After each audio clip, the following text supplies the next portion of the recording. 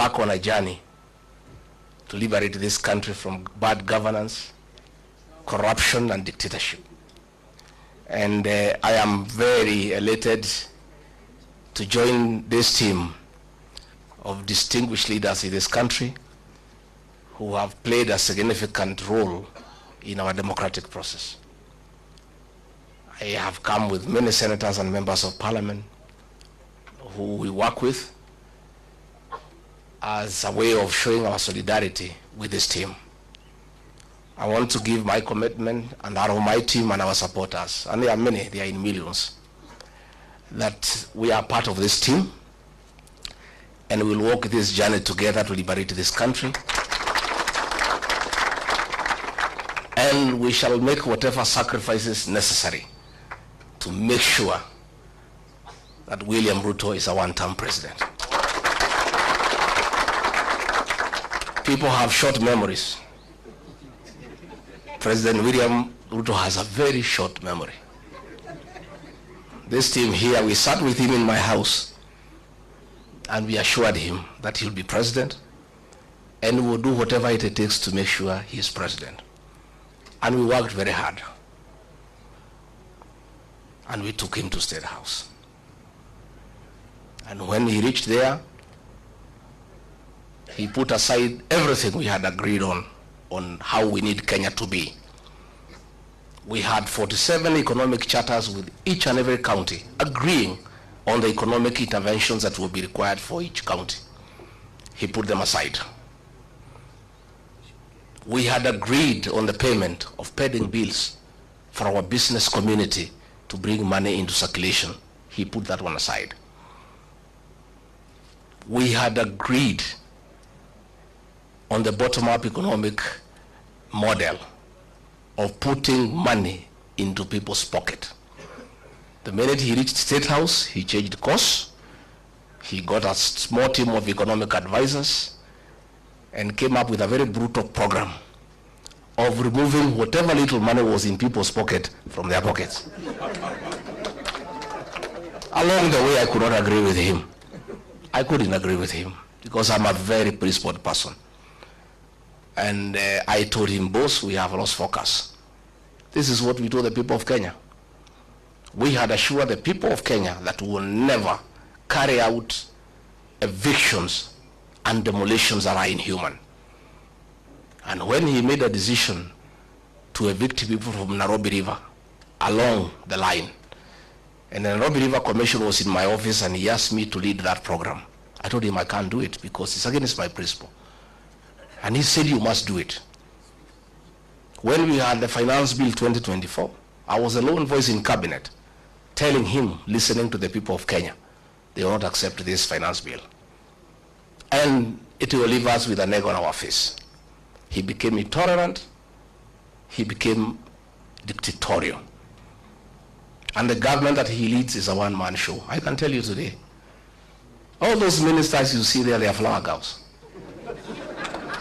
I was the only man in that cabinet who could stand up and tell him, hey boss, no, this can't work. And that's why he needed me out, so that he can put a protege and other fellows just to say, yes sir, yes sir. It's a praise and worship choir for the president. And I couldn't fit in that choir. I couldn't fit in that choir. You know, and he is very bitter, extremely angry, very irritable, that for a whole 6 days he's just abusing me in Western Kenya. Rigathi Gachagua is not a road in Webwe. He is not a hospital in Vihiga. He is not a water pan in Kakamega. He is not a slaughterhouse in Bungoma. President of the Republic of Kenya has gone to Western for 6 days, just talking about Rigathi Gachagua, occasionally Kalonzo Musyoka, because he's bitter that his voting bloc, the one that made him president, the Mount Kenya bloc, is gone and gone and gone forever. And I told him, it is his own undoing. I told him, don't touch the mountain. See the Bible. If you read the Exodus, I told him, don't. Many times. But it's because he has some young MPs he moves around with. Young boys who are born in towns and brought up with Sererak. They don't know the community. So they tell him, no, it's okay, no problem. Mulima ni yako, wewe ulikuja huko mwenyewe. Hawa watu ni wako, hata ukitoa huyu weke huyu hakuna shida. Nikamwambia mimi ni mzee. Hawa watu mimi nawajua. These fellows of the mountain, they hate betrayal and they hate deception. Because of what Mzungu did to them, they hate betrayal. And you yourself, President William Ruto, you are a beneficiary of my community's distaste for betrayal. When they decided that Uhuru Kenyatta has betrayed you, they turned against Uhuru for betraying you in their view and voted for you. And you are not one of them. They hated one of their own to support you, and you are not one of their own. If you betray one of their own, you will tell me the story. Today, as we speak, his messages of condolences are unwelcome in the mountain. And you know that's the lowest it can go. You know funerals are very solemn. In my community where I come from, even if it is suspected you had a hand in the death of the person being buried, people still allow you to come and even give condolences. When people say they cannot listen to your condolence, you know it's over. The other day we were in Embu, and they are trying to blame Justin Muturi Bidan because the people rejected his condolence message. The president wrote him abusive messages the whole night, threatening to sack him. But even if you sack Bidan Muturi, nothing will change in that area. Nothing. And I told him, and he cannot say I did not tell him. Because me, I'm an honest man. I sat him down and I said, boss, you believe my now, why he's annoyed is because 47% of his support, 4 million votes, iko nje. Sasa anategemea ati Raila akienda AU, he can transfer zile zake. Zile za Raila zilikuweko za Wiper, they are not there. Ile ya Mlembe is not there. Hii ya Kisii is not there. Huyu jamaa amekwama. Amekwama. And I can tell you, because I know him, he is cornered. Kazi yetu rahisi sana is to stay together and unite our people. Mimi naomba jamii ya Mlembe. Amekuja huko anaita mimi mkabila. Ati ndio mimi nisisaidie nyinyi. Siku nilimsaidia, hakujua mimi ni mkabila. When we voted for William Ruto, we knew he's not a Kikuyu. 87% of my people voted for him. We knew he's not a Kikuyu. 13% voted for Raila Odinga. We knew he's not a Kikuyu. We had our own candidate called Wahiga Mwaura. We never voted for him because we are not tribal. Saa hii ameona tunashikana na watu ya Wiper. Ameona tunashikana na Mlembe Nation. Na hapo Mlembe Nation ndio naona amekwamia hapo. I think it's his last hope. Sasa anakuja huko kusema ati mimi ni mkabila, ati ndio msinikaribishe tusifanye pamoja. President William Ruto, hear it from here, Chui House. The same way Mulima ilisaidia wewe, it is possible tunaweza saidia hii watu ya Mlembe. It is the same way tunaweza saidia huyu Kalonzo. Na sisi hatuna contract na wewe. Then yetu na wewe tulimali. We had intended to pay you in 2 installments. Tukakupatia the first installment, ukagusa Mulima. Hiyo deni ikafanya nini? Kaisha. We owe you no debt. So, anaenda pale Western, anasema tumefukuza huyu Rigathi Gachagua, and he is corrupt. William Ruto, my friend, do you have the moral authority to talk about corruption? And we sympathize with you because juzi kumekuwa na opinion poll on the most corrupt person in the world. And we are unhappy that you are rigged. Instead of giving you number 1, they give you number 2.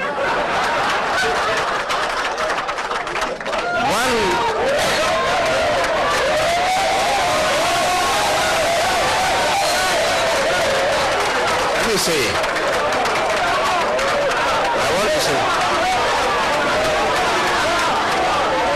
let me say, President William Ruto could not agree me to stay in government because I could not agree to corruption. The State House of Nairobi is the real center of corrupt activities. So, Mr. President, be an honest man. Look for a mirror before you talk about corruption and look at yourself.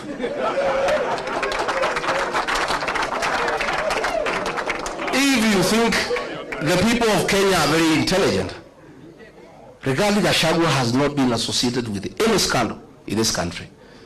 So wewe unaenda pale unasema he is incompetent. In matters incompetence, Mr. President, I tend to agree with you to a certain extent. Serikali yako ni ya uongo, kutenga, kudanganya watu. Uliandika mkataba na watu ya Western, ukamjema utajenga 1000 kilometers, hujajenga. Umekuwa hapo juzi unafungua transformer. Wewe mimi ulitaka nikusaidie kudanganya wa Kenya. In matters kudanganya wa Kenya, Mr. President, I'm incompetent. Absolutely. I accept. Because hiyo alikuwa anataka tuende ku-launch barabara na anajua hakuna budget, tukitoka matinga inafanya nini? Sasa hiyo ndio kazi rais anataka nimsaidie. Ndio anasema huyu haelewi programu za serikali. Sasa kwenda kupeleka matinga ukijua hakuna kazi inafanya, hiyo ni programu ya serikali. He was telling me to go and defend Adani. Tulikuwa na Eugene Wamalwa, huyu mheshimiwa, na Onyonga kwa mazishi Kitale. Huyu Onyonga akaamuka, akalima serikali mambo ya Adani, na mimi nakaa tu vale. I don't want to nod because I'm still in office. That Adani thing is the worst form of corruption in this country. So mimi nilipoamuka, I never responded. So one of the PAs ya mkubwa akanipigia simu. Mtu yuko huko, mtu ya salary 6. Wewe ni deputy president ya sangapi? Maana ya deputy president, you speak last. Dio ile maneno yote iko baya serikali ukanu. Kwa nini huyo Nyonga alilima serikali mambo ya Adani and you are not defending? Nikamwambia I cannot answer you. Tell your boss to call me. So president amenifikia, nimwambia mimi siwezi. That thing is corruption. I cannot defend it, Mr. President. I cannot. That is why he is saying I was not defending government programs. Sasa corruption, is it a government program? So wanasema ati I'm incompetent. Hii mtu hakuna kitu anaelewa. Sasa kama serikali ni wizi tupu, sasa what is there to defend? Walinipeleka Senate ati nimekataa watu watolewe Nairobi River. Walinishitaki nimekataa watu wafukuzwe Marigiti Market. Those are things I could not do.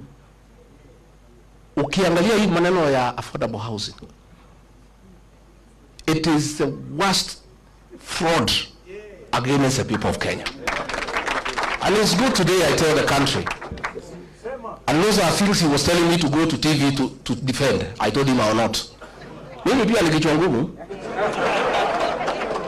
That housing, initially we believed in the president.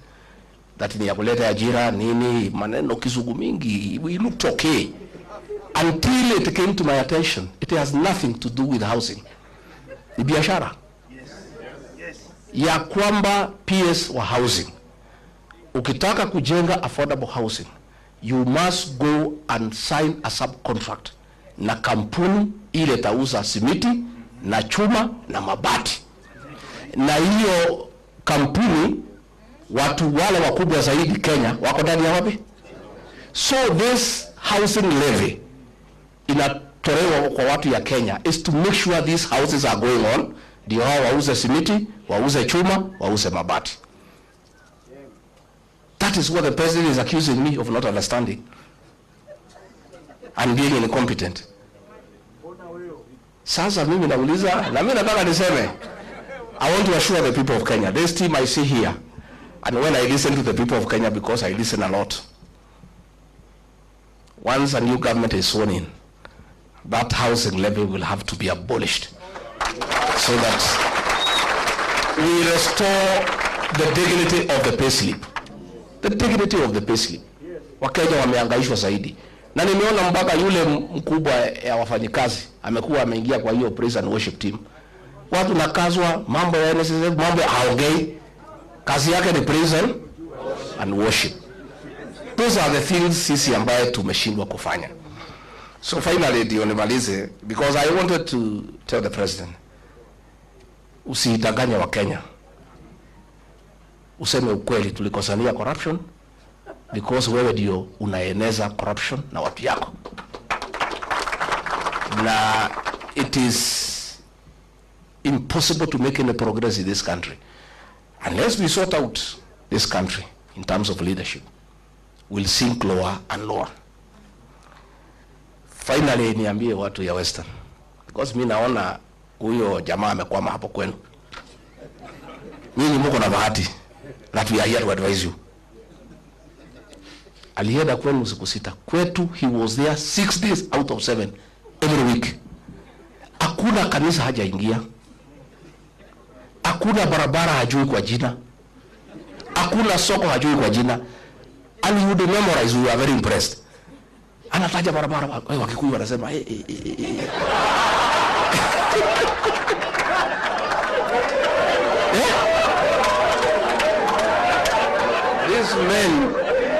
These men called a community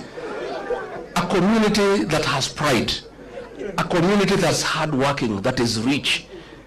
Watu wamesoma. He called all of us, our bishops, our reverends, our pastors.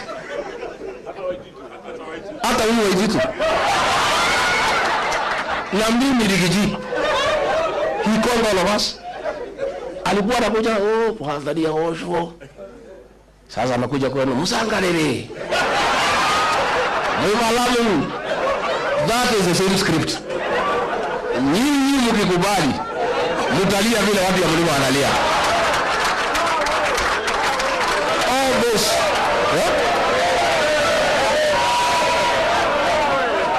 hiyo yote ni utapeli. All those things promising he will not do anything. He promised us atamalizia barabara ya Mau kwisha. Nitajenga hii. So today he does not come to our place. The last time alikuja pale Embu in November, alijaribu kuona uongo ya housing. Washirika wakabuka kumwambia tutaki uongo hapa tena. Hiyo mambo ya uongo baada huo Western. Akajaribu kuongea mambo ya SHA, akaambiwa hatutaki uongo. Kwetu amejulikana na ndio humuone huko. Na hata akija atakutana na watu. So nyinyi watu ya Mlembe msituangushe. At least you have the benefit of free advice from victims of deception. Sindio? Simuko na free advice. Yeah? Sasa yeye halali ati nimekaa pale wa Mnyoro. Mimi nakaa tu chini ya miti. Yeye hako juu ya gari. The reason President Uhuru Kenyatta alikuwa ametuambia muachane na hii mtu. But he never gave us a reason. Na hapo alitukosea. Sasa kama angetuambia what I know today, hatungekuwa hapo. Also the choice he was giving us was also not acceptable. So pale nimekaa pale, I'm doing things differently from Uhuru Kenyatta. I'm involving the people who is William Ruto. That is why he is unhappy. Mimi nakaa pale, watu wanaeleza watu, naeleza, wanasema imetosha, wanatoka wanaenda. Nakaa pale na mapasta na waeleza, wanachukua Biblia, wanatoka wanaenda. Pale nimefunga 100%. Hata kupata agents, hatapata agents ya kusimamia kura yake. So nyinyi viongozi wetu, tafadhali naomba pia Eugene Wamalwa and your team, and then unite the Mlembe nation. Don't agree to be divided. Mimi alitaka kugawanya mlima east and west, nikamkataza. Akajaribu kugawanya counties, nikamkataza. Don't allow it. Mlembe nation, you have 5 million votes, nendeni muunganishe. Stephen Kalonzo Musyoka pale Lower Eastern 4 million, nenda uunganishe. Mimi pale sasa ilikuwa 6, nataka nisukume mpaka 8. Sasa Matiang'i waende wasukume pale 2 million. Sasa tukifikisha 15 tuketi. Si ndio? Si tutaketi?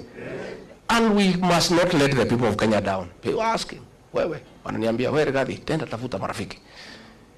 Kama huyu mtu ametuumiza namna hii first term, kwa bahati mbaya akirudi second term, tutakuwa tunavaa vinyasa.